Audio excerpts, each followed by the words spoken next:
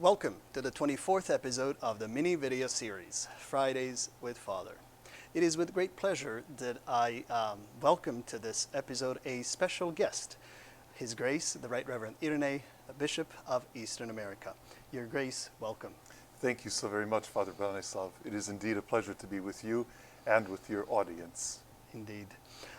Last week on October 1st, we have marked 4 years since your enthronement here in Pittsburgh. And I'm sure that brings back wonderful memories. And it is good to have you in our midst again. This year, 2020, is a year of great challenges. Besides the pandemic, you have 45 parishes to take care of, and your pastoral duties never end. In addition to that, you also participated in various events, pan-Orthodox events, and also within the Serbian Orthodox Church. So in the light of that, you recently visited Serbia and Slavonia. Holy Martyrs of Jasenovac were celebrated on September 13th. And if you can, please share with us and with our audience your impressions from that visit. Thank you very much for this question. It was a most unusual experience, to be sure, especially having transpired during this pandemic, which has affected the entire globe, and requiring my being tested both before and after the trip in order to go from one country to the next. But thank God for all. Precautionary measures are always good because they help save lives. And speaking of saving lives, to go to Jasenovac, which was a notorious death camp, perhaps one of the most notorious, and to see what time and the workings of the new bishop, His Grace Jovan, Bishop of Slavonia, what he has managed to do by transforming a place which was known as a place of death into a place of life. And one might say, how could that place ever be font of life of any kind? Well, we have to look first of all at the cross of Christ. We know that the cross was a notorious instrument of death during the time of the Roman Empire, and yet for us as Orthodox Christians and Christianity in general, the cross is a life-giving instrument now. We call it the life-giving cross. And so in Jasenovac, we have managed to transition from the absolute unspeakable horrors of a death camp, and where you can still visibly see all of the burial mounds throughout Jasenovac, the memorial park, surrounding the concrete flower, which somehow reaches out to the skies, to the heavens, begging for life. And in its crying out, the prayers of so many were answered because we have canonized the new martyrs of Jasenovac. And now, instead of serving memorial services, we serve the rite of a patronal feast day in their honor, the cutting of the Slavski kolač, as it were. And like nowhere else that I know of, when the Slavski kolač is cut and when the koljivo is anointed with wine, it is done on top of one of the steepest and the tallest of all of the burial mounds. So in order to get up there, everyone has to take a sort of running charge and climb up and then very, very carefully descend. And then there's a silence about the Jasenovac Memorial Park that one cannot describe with words. You have to be there and to sense it. It is an otherworldly feeling, I must say. But the transition from a place of death to a place of life, a place of resurrection, is something phenomenal. The particular occasion which brought me there was the consecration of the new chapel, the first church anywhere in the world dedicated to the holy new martyrs of Jasenovac. And it's part of the Jasenovac complex. I'm particularly pleased that I could speak about this here in Pittsburgh 4 years following my enthronement, because the people of the Pittsburgh area, led by Robert Stone, who was the then president of the Serb National Federation, were very instrumental in rebuilding the church that's dedicated to St. John the Baptist in Jasenovac. And now even that church has gone through a complete transfiguration. It has gone from being something that was a small parish church to being a bustling monastery. We have many female monastics who are there, very talented women, brilliant artists and the like. And His Grace Bishop Jovan was able to acquire a house which was immediately in front of the church, and it was transformed into the monastery residence, and attached to it he built what is known as the winter chapel. When it's too cold to use the main church, they serve services in the winter chapel. It's a remarkable place. It's not large. It's large enough for their needs, and yet one sees in there an incredible sense of beauty, unspeakable beauty. And then, as you're looking at the magnificence of this carved white marble iconostasion, you see the beautiful icons with a gilded background, the icon of the Jasenovac martyrs, deeply, deeply moving, deeply touching. Bishops who come from everywhere to be there. I, in particular, felt the need to be there because I'm a member of the Standing Committee on Jasenovac of the Holy Assembly of Bishops, and it's a topic which is very dear to my heart, as it is obviously to many of our people and others. And then, looking about you, you all of a sudden behold a black wrought iron polyaleon, a chandelier in the middle of the church, beautiful in and of itself, although its beauty is a stark beauty. And then at once you notice barbed wire which is wrapped around the chandelier. At once the barbed wire of the Jasenovac camp that was there, but also the crown of thorns which Christ wore. It's an unbelievable experience, and yet it does not shock you, but it really does awaken you to the reality of where you are at. And His Grace Bishop Jovan has as his guiding philosophy for everything and anything he does in the Jasenovac complex at large, that it must represent at once both the transfigured beauty of the Orthodox Church, the beauty of Orthodox worship, and yet that beauty cannot diminish the actuality of the place where we find ourselves. And so you have this incredible tension, precisely tension between beauty, transfiguration, the other world, and then the reality of this world. And you can see that transition of which we speak liturgically, theologically, going from death to life, and not from life merely to death, which ends nowhere, but life, life, life in abundance. I was very, very pleased to be there, very pleased to see how many people came there, how many, as I've stated, bishops came from literally around the world to be present for this event. And I was also equally as impressed with the work that Bishop Jovan is doing around the monastery. When people ask him, "What can we do for you?" he says, "Nothing, just come." And it's that liturgical expression, "come and see." Once you come there, once you see and behold everything, no one can remain indifferent, and everyone wants to help. So he has managed to purchase quite a few estates around there. He is building a beautiful complex. He's doing remarkable work, and I'm so very proud of him. And I use proud in its proper sense and not in the pejorative sense, of course. Why? Because here is a man who has so much to offer the church, and he is offering it because he is one who has specialized in the Holocaust, studied at Yad Vashem and in Israel and so on, who knows Hebraic and so on. And he was given a small diocese, diminished and diminutive now because of the civil wars that transpired and the people fleeing. However, for him, he treats this as though he received the largest of the dioceses the Serbian church has to offer, on the one hand.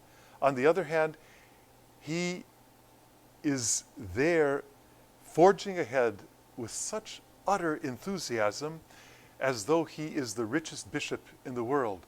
and yet he's penniless, literally penniless. We were also at his headquarters, which, thank God, he's moved back to Pakrac, and there the church is poxed with all kinds of holes. That magnificent marble facade of it's carved and beautiful and so on, filled with holes. But he's redoing everything, but unlike what we would imagine, he's starting from the inside and working out, because the interior is more important. His residence, that huge and once magnificent diocesan center, its very substantial library, are all being rebuilt. The beauty with which it's being rebuilt, the taste with which it's being rebuilt, is simply phenomenal. So people of goodwill from everywhere are running to help this man because they see the good that he's doing. And why? Because in so many ways it is the actualization of the words of the late Patriarch German on the day of the consecration of the Church of St. John, when he stated the following: forget we cannot, forgive we must. And so this is the combination we as Orthodox Christians must live between this tension, because scripturally we are commanded to forgive, and we must forgive. We must find that within our hearts. However, can we forget the sacrifice of so many people? We cannot. When one thinks of the children who perished there and everyone else, the innocent men and the women and so on.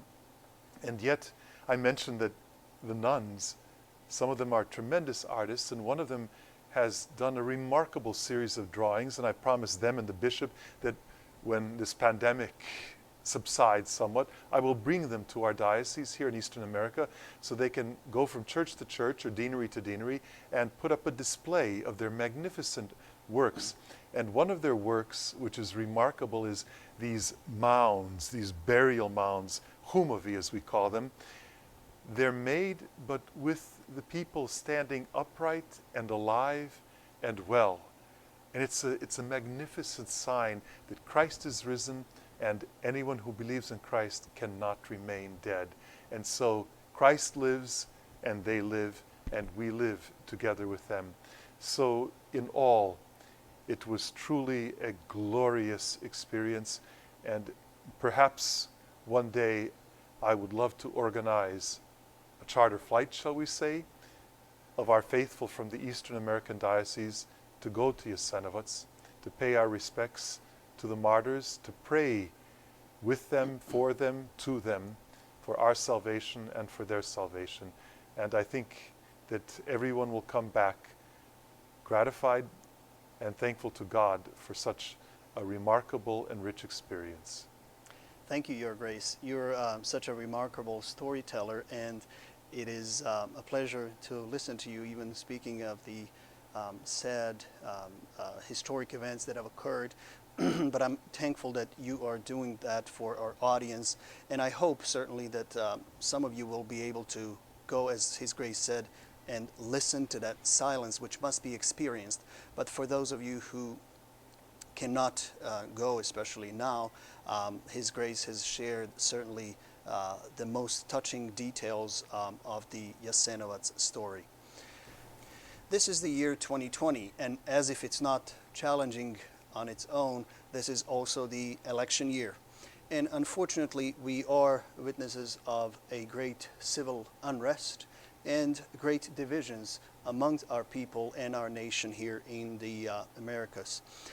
Our Serbian communities are not immune to this, and it is an addition to a challenge that we're already going through.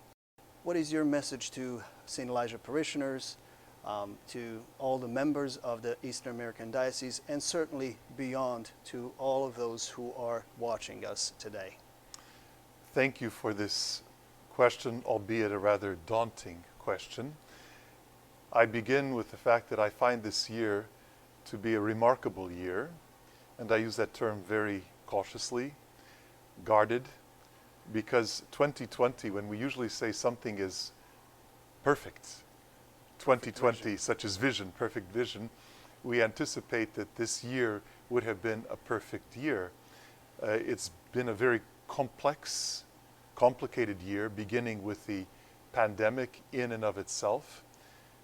When the pandemic started, all of us Orthodox bishops here in the United States of America and throughout the world found ourselves in uncharted waters.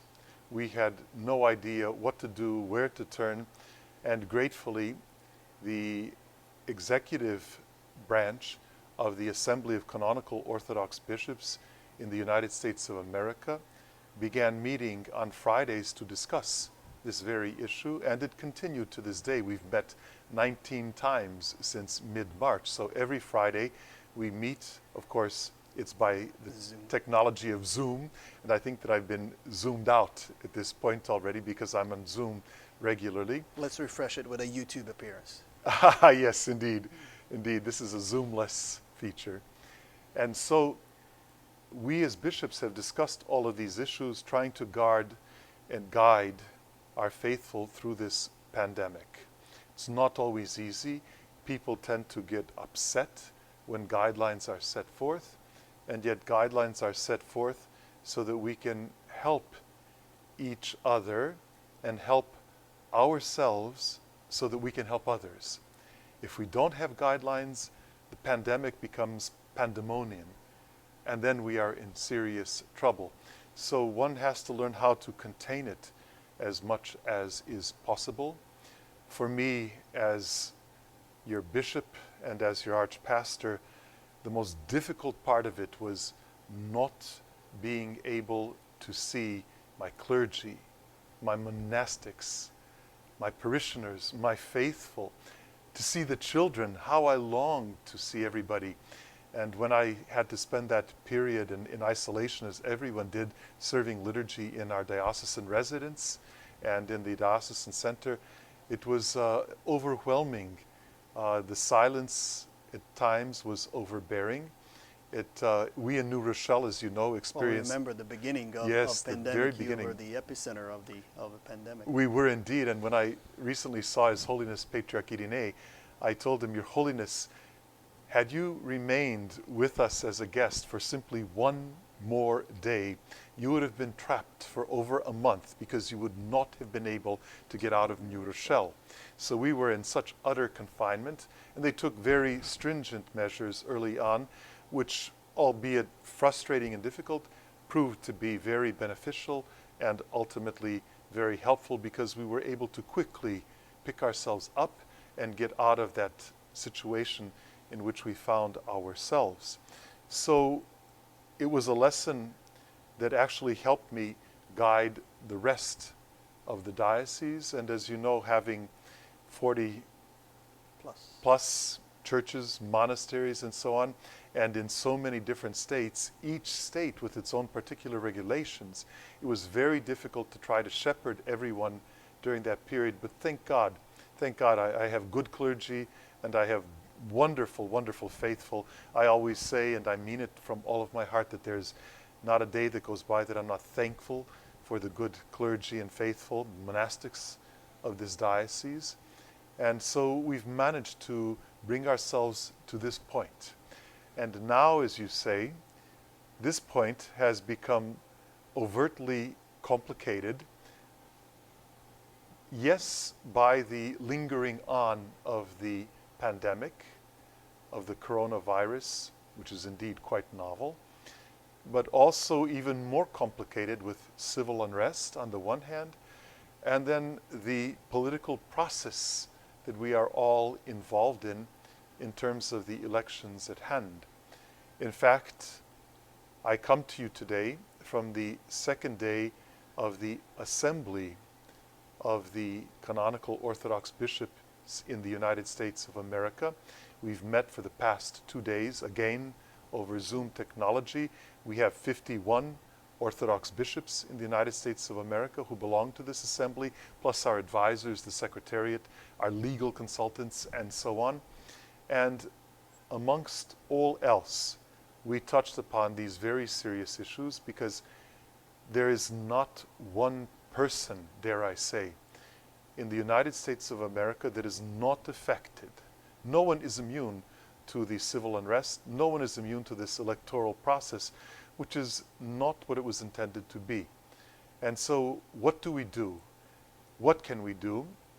We know that we as clergy have to abide by a decision of the Holy Assembly of Bishops, which rightfully so prohibits us from backing any one candidate. Ours is simply to tell the people that you are to do your civil duty, you are to vote, and to vote according to the dictates of your conscience. But that conscience, of course, must be informed. And part of the informing of the conscience is the purpose of the church. We have to tell people what it is that we expect, what it is that we feel is correct, what we feel that is incorrect. But of course, when you watch, be it on television, be it through the internet, or listen to the radio, the social media is perhaps the worst case scenario in all of this. And everything that's both true and not at all true, and whether it happened or not, is blasted because everybody becomes a hidden expert hiding behind a black screen. And all of a sudden, whatever you say, it must be true because it's out there. Of course, it does not have to be truth. And in many cases, it is nowhere near the truth. So people really need to do the one thing that we in Orthodoxy always tell them: guard your heart. Guard your heart, because the heart is the seat of the human person. It is the place of the very soul in the person. And if your heart is clean, everything will be clean to you. But it's not easily done.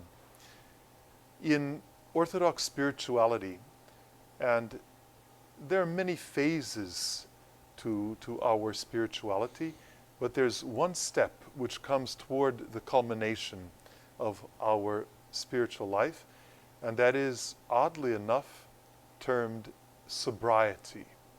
We usually think of sobriety in terms of drunkenness and so on, and staying clear of that. However, sobriety is a state of awareness. It is a state of conscious being where you, as an informed individual, try to free yourself from the wiles and the chains of raw emotions. It's very difficult to do this when you see everyone attacking each other on the streets, on the television, and so on. So we have to be very careful. We have to realize for ourselves that we have an obligation to look at the situation and stare it in the eye and ask ourselves the one essential and abiding question: what is truth? What is truth? The same question that Christ put to Pilate. What is truth? And you see, so we are obligated to find truth. And here, who gives us the perfect answer to truth? Patriarch Pavle. Patriarch Pavle has stated that truth for us is not merely a philosophical concept. Truth for us is person. It is Jesus Christ. Truth incarnate is Jesus Christ. And so if you find truth, you find Christ. And this is our obligation as an Orthodox Christian, not simply to look at the television, to watch something and say, what? And then to charge mindlessly, without thinking, without being sober about what you're about to do, and so on. I heard how many people told me that following the debates, they were so ridden with anxiety that they couldn't even sleep that night. And it's true. It is a pity, because somebody once mentioned how the debates of yesteryear were defined as gentlemen who would look at each other, hold their coats and say, I beg to differ with you, but I am willing to hear you out.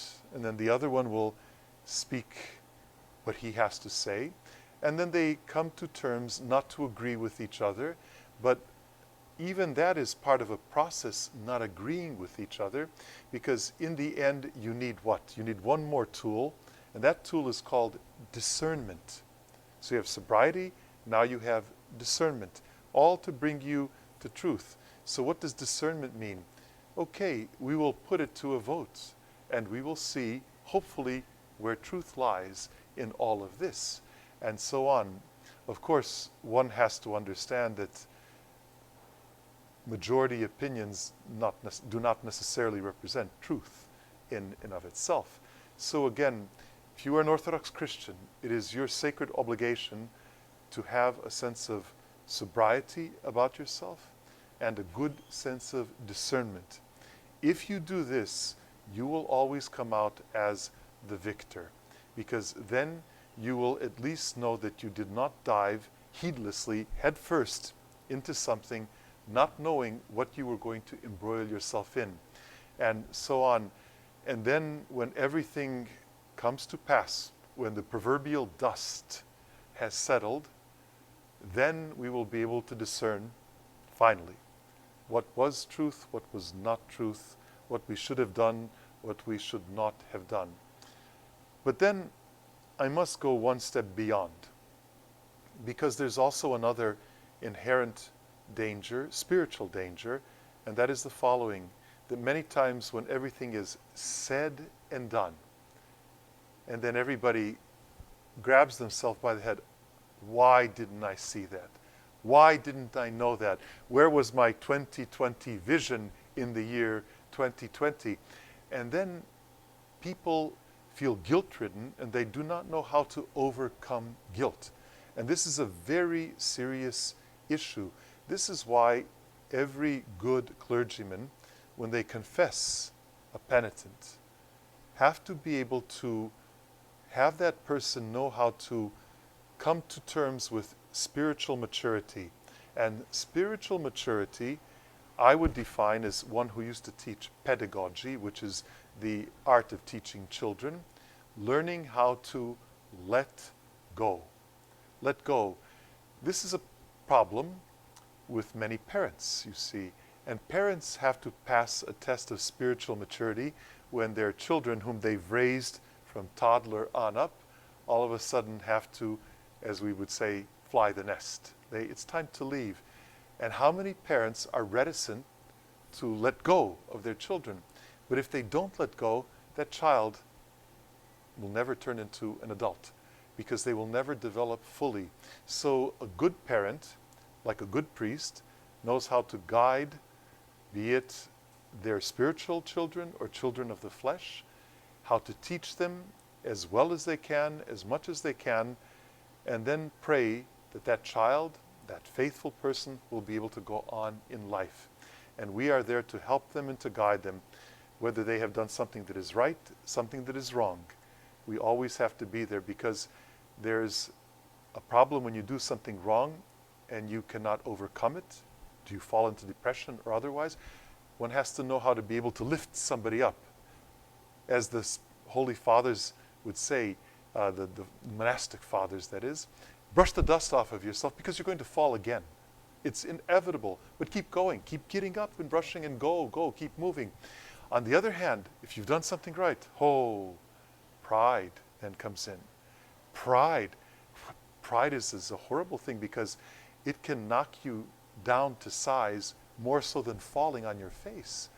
And so we have to be there to also temper the person who said, I was right, you see, I told you. Wait a minute, be careful, because you too can fall very easily. And so it's this constant balancing of that which cannot be balanced. And so we find ourselves always in between these two tensions, not to give somebody the folly of saying, oh, you are correct, you are right, and boosting them and boasting about them. And on the other hand, not to put somebody down and say, you're absolutely incorrect, this is not right, and so on. For us, we know as Orthodox Christians where to draw a line. And that's discernment, and that's what we have to offer our faithful at this time. Be careful. Let your conscience be your guide. Let your heart remain clean.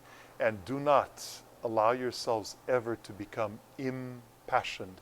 The moment you become impassioned, you are no longer rational, and you become a tool in the devil's hand. And this is what we have to prevent. And so we move forward.